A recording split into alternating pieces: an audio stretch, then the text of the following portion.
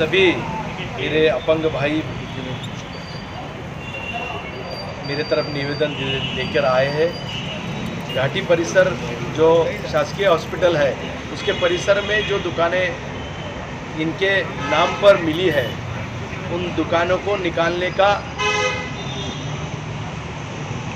प्रशासन महानगर पालिका प्रशासक आयुक्त श्रीकांत जी ने तय किया है और ये गरीब अपंग लोग अभी उस निर्णय से रास्ते पर आएंगे और इसीलिए वो दर दर सभी नेताओं के पास घूम रहे हैं, दर दर प्रशासकों के दरवाजे पर जाकर आए हैं। और मैं तो आपके माध्यम से निवेदन करता हूं माननीय आयुक्तों को कि भाई जिस दुकान के ऊपर अगर 25 लोग भी जीते हैं तो निश्चित स्वरूप से वो बड़ी बात है। हमें अतिक्रमण की बात करना है। अतिक्रमण से घाटी के डीन को मैंने बात की है। घाटी के डीन ने बोला हमको प्रशासन ने वैसा पत्र देने को बोला, इसीलिए हमने प्रशासन को पत्र दिया है। और मुझे नहीं लगता इनके दुकानों से कई अवैध धंधा या किसी पेशेंट को सताने का काम या पेशेंट के साथ वालों को लोगों को सताने का काम किया जाता है, ऐसा कुछ भी नहीं है। इनका धंधा प्रामाणिकता से करते हैं। अक्सर कुछ अपंग लोग बैठ नहीं सकते हैं दुकान पे, इसलिए उनके नज़दीक के रिश्तेदार या तो उनके पास वाले लोग अपने दुकान चलाते हैं और वो दुकान चलाने के वजह से उनकी रोजी रोटी इन लोगों की चलती है।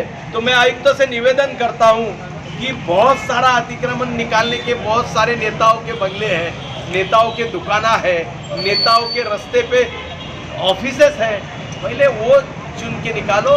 ठीक है, इन लोगों के अतिक्रमण निकालने से महानगर पालिका का आर्थिक स्रोत क्या बढ़ने वाला है या महानगर पालिका का नुकसान क्या हो रहा है जो इतनी तत्परता से किए। बहुत सारे डीपी रोड है, डीपी रोड से तो शहर की सुविधा होगी, वो डीपी रोड को पहले हाथ में लो। इन लोगों के पेट भरना चल रहा है, वो पेट को मार के अगर पहला प्रायोरिटी आपको गरीबों को पेट मारना है तो वो गलत है। आप पहले डीपी रोड तैयार करें, डीपी रोड के काम हाथ में लीजिए।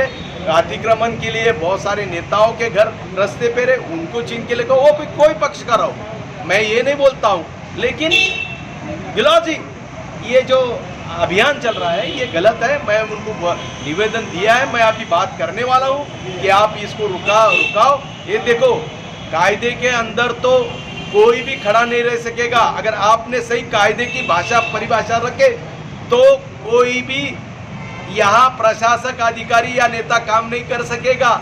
लेकिन इंसानियत जिंदा रखे, कुछ लोगों को जीना अपने को देना पड़ेगा।